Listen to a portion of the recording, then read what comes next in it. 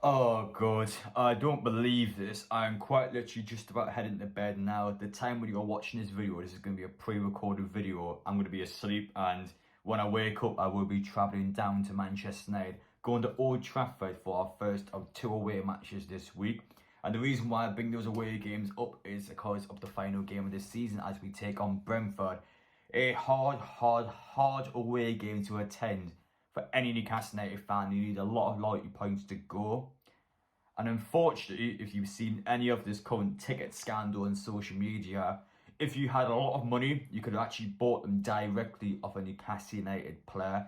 In this case, a Newcastle United women's player. So this is a staff member at the club who has actually breached our own rules, our own strict guidelines, and how away fans have been taught this season to behave. And it's caused massive drama on social media. There's ex-Newcastle players actually coming out and kicking off with, yeah, there's all sorts of fans just calling for a head and just going after one of our own women's players. And judging from the screenshots, you can kind of see why. So I'm here in this video today to explain everything that's going on. And the reason why I'm making this video in the first place is because even though I've got nothing to do with this comes back on everyone. This comes back especially on content creators as well, because when you see someone like that in social media, I get accused of stuff, other content creators get accused of stuff, and I get taught God knows what, all this fantasy and all this fiction that I get these benefits of the club, I get these free tickets, I get all sorts of these added ballots, I get essentially a queue jump and I get ahead of regular fans. It's just completely fictional. There's even a statement that's been put out by a staff member at Newcastle United saying that we don't give any YouTube channels, any content creators, any added benefits. We just don't do it at all. So I feel like in this video, because I understand the ticket system quite well, and at least in the staff member side of things, I also understand more or less how it operates. I want to explain how has been able to get tickets in this case, how it works, and just everything that's going on here. So first off, it has actually been confirmed by Newcastle United supporters group on social media that the messages are real, the DMs are accurate, and Newcastle United are currently launching their own investigation into this. So, of course, things don't look too well there. But just to start off what is going on here, so basically one of our women's players is actually selling tickets for the Brentford game, which of course A, you're not allowed to do, and B, the bigger problem being is that she's actually selling them for heavily inflated prices. So reading the messages there, she's not even had a set price. She's actually making sure she can make as much money as possible. So if she was able to get away with this and just do what she wanted, it looked like these tickets would have went for probably like well over £200 a pop. Like she would have went for a lot of money here. And you never like to see in any field of ticketing system, never mind Newcastle fans, you never want to see anyone get ripped out of tickets that only cost £30 each and paying, I mean, potentially even up to 10 times the amount just for one ticket. You don't want to see that happen to any fans at all, and especially when there was a staff member here abusing her own privileges and I guess her positional power of just going out there and abusing the system. And for me, I know quite well on a personal level. She's a lovely girl, but I don't care who it is. If anyone's doing something like this, I'm going to call out for what it is. I think it was awful. I don't agree with it at all. She's clearly made a mistake though, and I'll explain why in a bit. There's quite a lot going on with her as well. People don't understand. Obviously, there's two sides to a story. There's quite a lot going on in her life, and I'll explain why shortly she might have potentially done this. But the way how a staff member ballot would work in this case, well, because of the fact that she's a women's player, she's not a men's player, she's not a player that's playing in this game. Now, normally a Newcastle United player would be allowed 2 tickets for this Brentford game, so they can give it to a family member or a friend that wants to come and watch them play. But because she's a women's player, she'll be classed as a staff member in this case. Now, a lot of people don't know this, but staff members at the club have their own separate ticket section. So a set amount of tickets every single way match will be taken out solely for staff members, so they'll be put into a ballot. But any staff member wants to go to this Brentford game, they'll apply for a ballot, and a set amount of tickets will go to staff members. So staff members straight away have essentially a front of queue pass, which some people might disagree with, but for me, it's understandable. We work for the club. You're always going to have an access point over someone else. So in this case, some of the tickets are available.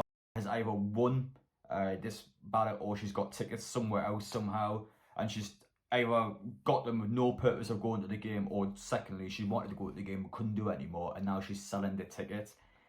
But the issue being is that the fact she's not selling for £30, instead she wants to sell it for God knows how much, and that's why it's got such a big reaction on social media. And for anyone who has attended Newcastle United away game this season, you know straight away just how strict this system is. We have tickets that purposely go off inside the turnstile to stop fans selling tickets on. So if things are strict for us, where people even bring their passports with them just to show off their identification as they go inside the ground, and we have this guilty until proven innocent approach, then how is it fair for one of our own staff members and players to actually just to rip our own fans off? It's meant to, is it? It looks so bad. Like, I can't stress how bad it actually looks in the club. It's an absolute scandal that came out yesterday, and it's garnered quite a massive reaction on social media. It's got thousands of people talking, and you can see why. I can see why so many fans are angry. It comes back at me as a content creator, it comes back to our content creators as well, it comes back at everyone that has, I guess, any connection with the club, or any form of contact with the club. It just doesn't look good at all. How can we set up a system and set up rules when our own staff members are quite literally doing the opposite? They're actually going out of their way to completely just ruin what the system has in fans this season. How can we enforce a system on fans when the system doesn't apply for our people in this case? Now, it doesn't work. It has to be a fair balance for everyone, and this is not a fair balance. People are going out of their way inside the club to take advantage and to mooch off someone that they've got an advantage of. They've got an opportunity to get their own tickets because of a staff member about it, and they're basically abusing the system. They're abusing the system, and they're ripping off fans that are at this point now where they don't have that system. They can't go to matches, and they don't have the loyalty points to go, so they're desperate to go. And we have people inside the club that are actually going out of their way just to charge as much money as they can, actually to profit off our fans. Now, apologies for a bit of arse kissing here, but I will defend somewhat because of everything that's currently going on in her life. So this is a Newcastle United fan. I've had the pleasure of knowing her for around 8-9 years now, since college days. So this is a lifelong Newcastle fan, somebody who clearly loves the football club.